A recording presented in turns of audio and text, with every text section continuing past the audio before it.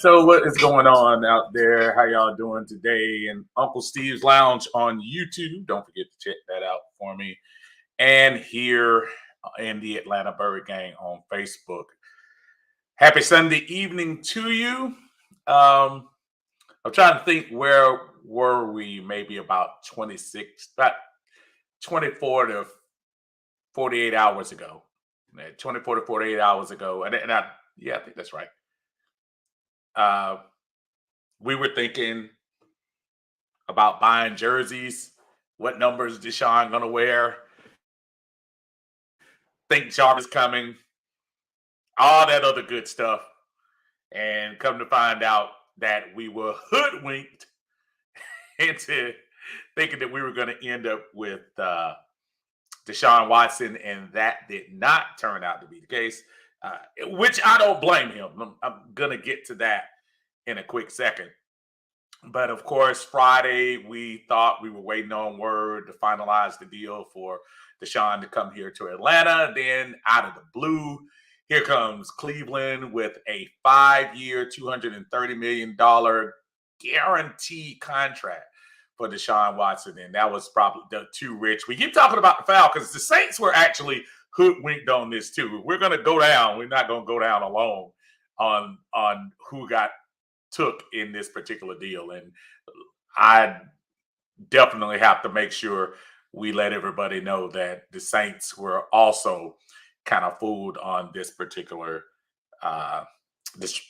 transaction. Deshaun Watson did what's best for him. I don't blame him. You know, all the words we're talking about, how he wanted to play in warm weather and how he wanted to be close to home. All those things would have happened had he been in Atlanta and even New Orleans, which is only about 5 or 6 hours away. But money talks, man. And you talking about 5 years, $230 million, keyword, guaranteed. The largest guarantee in a contract in NFL history. So I don't blame him for taking the money and running. Quite honestly, that's probably the smart thing to do. Is agents probably said, hey, they don't have to wait. They don't have to maneuver Baker Mayfield. They have him on the roster now.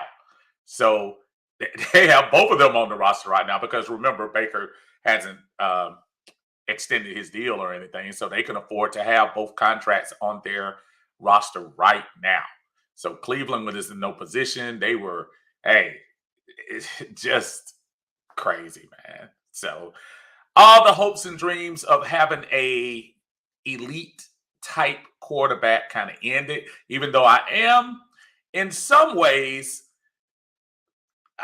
I must admit, seeing the backlash that Cleveland is getting for, I guess, the morality of it all, which is ridiculous to me, because again, the young man has not been charged with any criminal cases or anything. He does not have a criminal case. Is there some sketchy stuff? Absolutely. I'm not going to try to pretend like that's not it. But as long as they say, the man didn't break the law, it's the court of public opinion, where people will think what they want to think, and you're going to have your detractors. We've been through this before here in Atlanta, back when Vic was off the team, and there were still people out there protesting. Uh, so just kind of a weird thing, but just from a personal standpoint, I hope Deshaun makes it through. Cleveland Browns, they gotta have a lot of stuff to deal with. But hey, it is what it is. So, with all that being said, where does that leave Atlanta? Well, it leaves Atlanta and Matt Ryan in an interesting situation. And the situation is, what next? After that whole debacle, Matt Ryan pushing back his bonus money. He knew he wasn't pushing it back just to do them a favor. He knew exactly what was going on, just like the rest of the free world. You were trying to get somebody else in this city instead of Matt. And once the dust is settled and found out that Matt wasn't leaving, there are probably two different pictures of what's going on, because obviously we don't know, and we have so many different sources. I was asking earlier, I was like, is anybody finding out these sources on things and stuff? It's just after going through the Deshaun thing for 48 to 72 hours, you know, just somebody give me a validated source. That's all I want. Anyway, so you have two trains of the Atlanta Falcons. The Atlanta Falcons are like, hey, we shot our shot, didn't work, gave a great effort. And if the one narrative I can't stand, I keep hearing it. This is Terry Fontenot's fault. This is Terry Fontenot's fault. That was a dumb thing to do. You didn't know he wasn't gonna come. Okay, as a GM, what do you want him to do? He tried to get a man here. He did not. He did not come. It's not like he didn't try. Sounded like if Cleveland didn't come with the Hail Mary at the very end, it sounds like Deshaun was going to be a Falcon. It really did. But that 5 years, 230 million, that was too much. And that's probably what Cleveland did. That was a perfect move for them.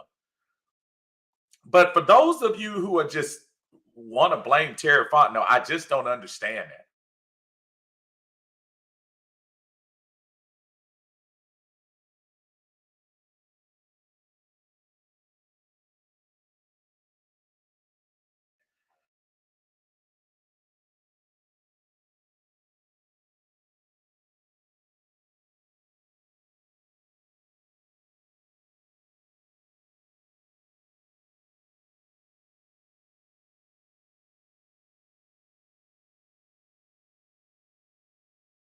If we were able to get some improvement on the offensive line, it would be awesome if we could get some semblance of a pass rush in this city.